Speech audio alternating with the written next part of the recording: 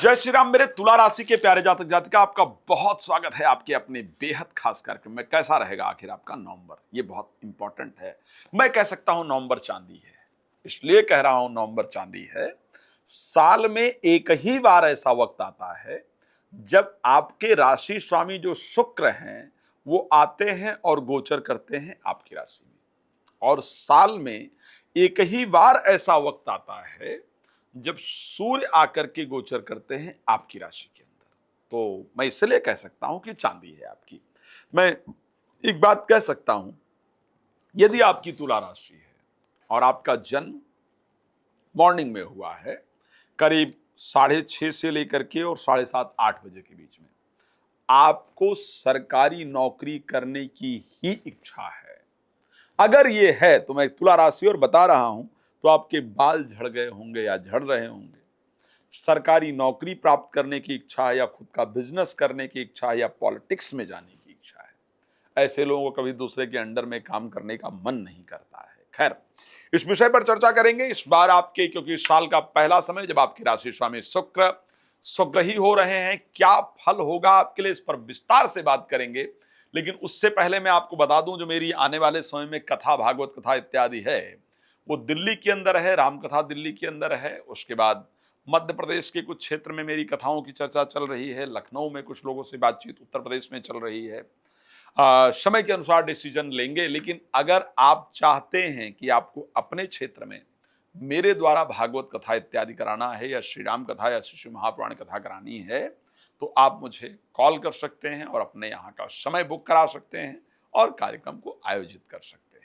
चलिए, तुला राशि में दो चीजें होने वाली हैं जो बहुत महत्वपूर्ण है। एक तो शुक्र का गोचर हो जाएगा इस राशि में 2 नवंबर को, 2 नवंबर को।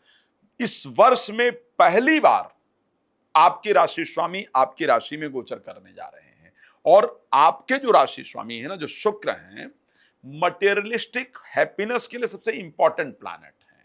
मतलब संसार का अगर सुख चाहिए, सांसारिक सुख अगर चाहिए, तो शुक्र उसके लिए सबसे इंपॉर्टेंट प्लैनेट है। वो अच्छे होंगे तो आपकी स्किन का जो ग्लो है वो अच्छा होगा।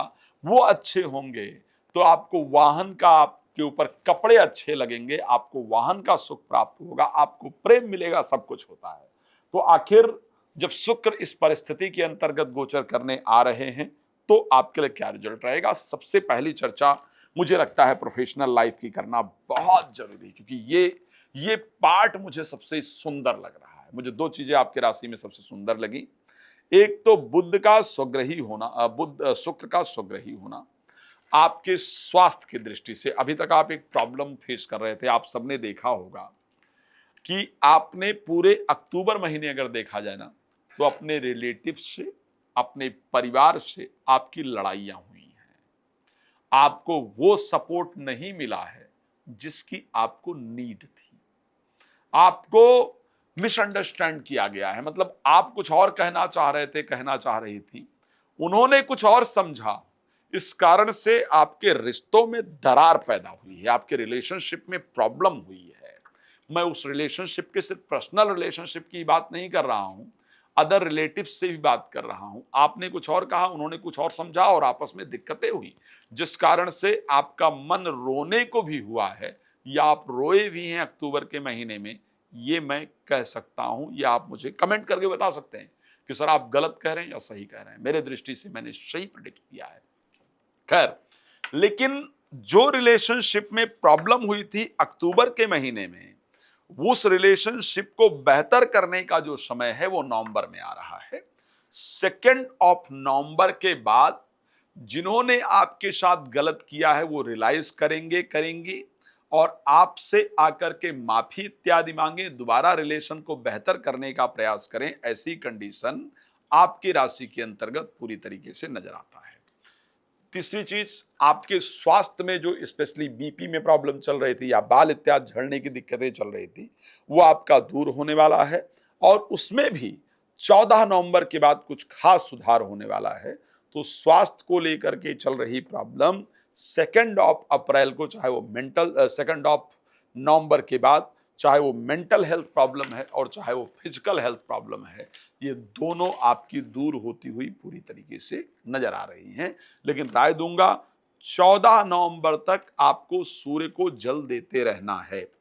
वेल्थ वाइज कैसा होगा? मुझे लगता है बहुत अच्छा होगा, बहुत अच्छा भी इसलिए कह रहा हूं, 14 नवंबर के बाद मंगल और सूर्य दोनों एक जगह पर गोचर करेंगे सेकंड हाउस के अंतर्गत। ये कॉम्बिनेशन बहुत रेयरली बनता है, करीब 1.5 साल में जाकर के 2 साल में जाकर के ये कॉम्बिनेशन बन जाए तो इसको कहा नहीं जा सकता है।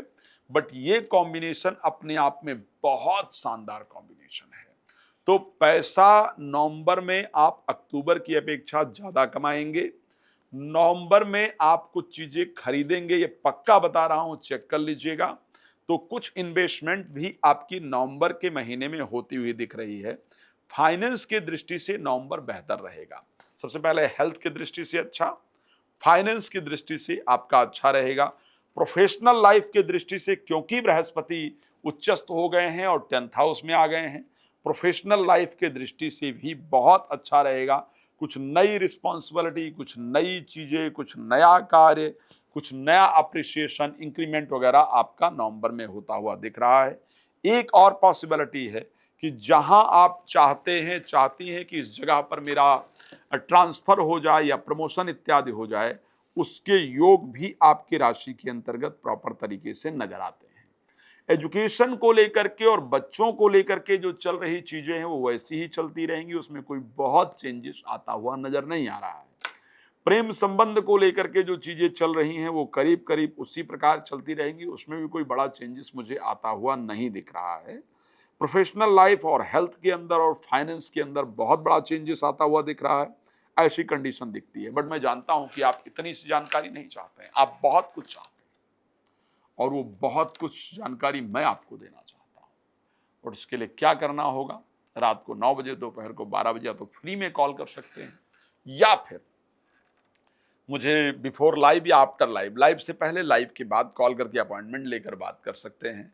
कथा देश विदेश में कहीं भी कराना चाहते हैं तो आप मुझसे संपर्क कर सकते हैं। धन्यवाद आपका जुड़ने के लिए। भगवान आपको प्रसन्न रखे। जय श्री राम।